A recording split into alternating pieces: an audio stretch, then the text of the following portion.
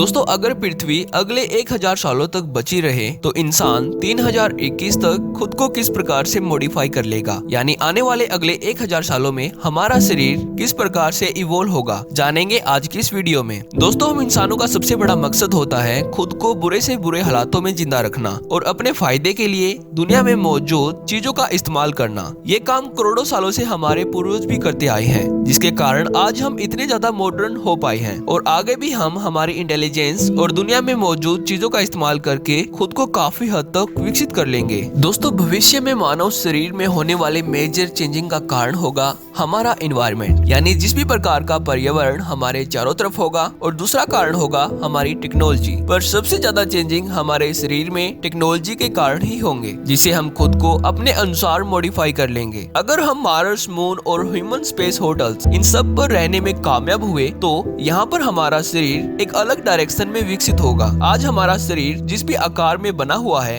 ये नतीजा है पृथ्वी के पर्यावरण का, जैसे earth gravitational effect, earth atmosphere effect, sun radiation effect. इन सारी चीजों ने हमारी बॉडी पर इफेक्ट डाला है, जिसके कारण आज हमारी बॉडी इस आकार में बन पाई है जैसी हम इसको देखते हैं। अगर दोस्तों बात करें मार्स की, यानी जब इंसान फ्यूचर में मार्स पर रहने लगेगा तब हमारे शरीर में कौन कौन से परिवर्तन होंगे। मार्स का एनवायरनमेंट अर्थ के एनवायरनमेंट के मुकाबले काफी ज्यादा डिफरेंट है। मार्स पर मोस्टली कार्बन डाइऑक्साइड गैस फैली हुई है और इसमें कोई ओजोन लेयर न होने के कारण अल्ट्रावायलेट एक्सपोजर से हमें कैंसर जैसी घातक बीमारियां होने के खतरे बने रहेंगे। अगर हम यूवी रेडिएशन और मार्स की हार्मफुल गैसेस से टेक्नोलॉजी के कारण बच भी पाए तो यहाँ पर एक ऐसी चीज मौजूद है जो हमारे शरीर में बड़े परिवर्तन लेके आएगी, वो है इसकी ग्रेविटी। दोस्तों यदि पृथ्वी पर आपका वजन 100 केजी है तो मार्स पर आपका वजन 37 केजी होगा। मंगल ग्रह की ग्रेविटी इंसानों के शरीर को काफी हद तक बदल देगी।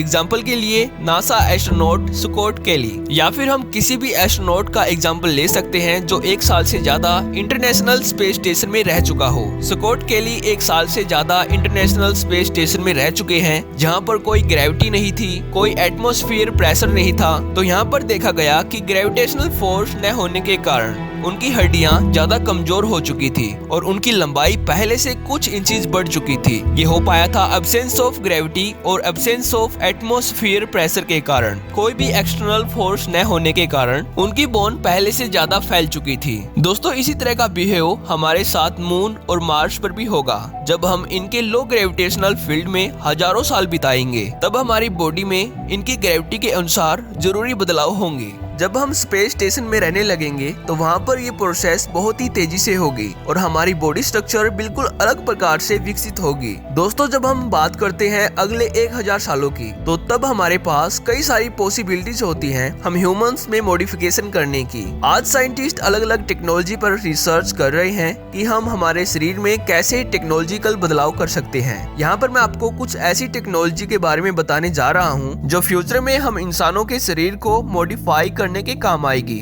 Number 1 genome editing, number 2 brain implant, number 3 artificial limbs यानी आर्टिफिशियल ह्यूमन बॉडी पार्ट। ये तीनों टेक्नोलॉजी फ्यूचर में हम इंसानों के स्ट्रक्चर पूरी तरह से बदल देगी। अगर दोस्तों बात करें जीनोम एडिटिंग की, यानी कि जीनोम एडिटिंग क्या है, तो जीनोम एडिटिंग को कहा जाता है जीनोम इंजीनियरिंग और जीन एडिटिंग। दोस्तों जीनोम एडिटिंग में किसी भी लिविंग ऑर्गेनिज्म के डीएनए को मॉडिफाई किया जा सकता है। डीएनए का अफेक्टेड पार्ट डिलीट किया जा सकता है और डीएनए के पार्ट को रिप्लेस भी किया जा सकता है। जीन एडिटिंग को हम पूरी तरह से सक्सेसफुल कर पाए हैं एनिमल्स और प्लांट्स में, जैसे कई सारे फ्रूट्स और वेजिटेबल्स के फ्लेवर में चेंजिंग करना और एनिमल हाइब्रिड तैयार करना।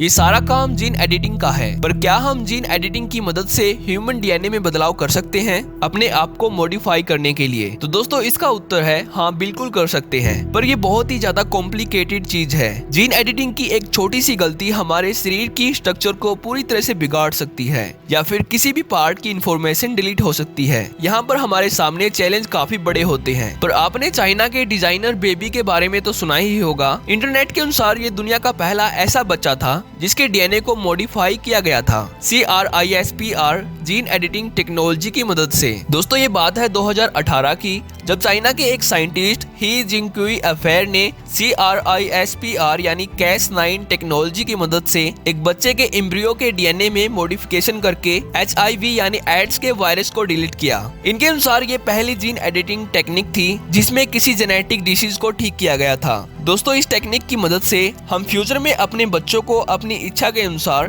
डिजाइन करवा पाएंगे। जीन एडिटिंग की मदद से हम अपने बच्चों की हाइट, इंटेलिजेंस और हर एक पार्ट को मॉडिफाई और डिलीट भी करवा पाएंगे। Number 2, brain implant technology. दोस्तों ब्रेन इम्प्लांट टेक्नोलॉजी एक ऐसी टेक्नोलॉजी है जो हम इंसानों को मशीनों के साथ कम्युनिकेट करवाएगी डायरेक्ट ब्रेन के न्यूरॉन्स के थ्रू। जैसे इलोन मस्क ने कुछ मंथ पहले न्यूरल लिंक चिप लॉन्च की थी जो माइंड में चल रहे हमारे विचारों को सेंस करके आउटपुट देती है। इस टेक्नोलॉजी के एवोल्यूशन के कारण फ्यूचर में हम इंसानों के दिमाग में कई जरूरी मॉडिफिकेशन किए जाएंगे। Number 5, artificial human body part यानी आर्टिफिशियल लिम्स। दोस्तों आपने साइंस फिक्शन फिल्मों में ह्यूमन साइबोर्ग को तो देखा ही होगा, जिनके शरीर में आर्टिफिशियल पार्ट इम्प्लांट किए जाते हैं। इनकी ज्यादातर बॉडी में मशीन्स काम कर रही होती हैं। अगर इस चीज का रियल एग्जांपल देखें तो आप यहाँ पर कल्पना कीजिए एक ऐसे आदमी की जिसका कोई बॉडी पार्ट किसी एक्सीडेंट में लॉस हो गया हो या फिर उसका बॉडी पार्ट उसके जन्म से ही ना हो। तो इन प्रॉब्लम्स को ठीक किया जा सकता है आर्टिफिशियल लिम्स से। भविष्य में हम इंसान इस टेक्नोलॉजी की मदद से खुद को मॉडिफाई कर लेंगे। तो दोस्तों आज की इस वीडियो में इतना ही। अगर आपको वीडियो से कुछ नॉलेज मिली हो तो वीडियो को लाइक कीजिए और मुझे सपोर्ट करने के लिए चैनल को सब्सक्राइब कर लीजिए। तो थैंक्स फॉर वॉचिंग।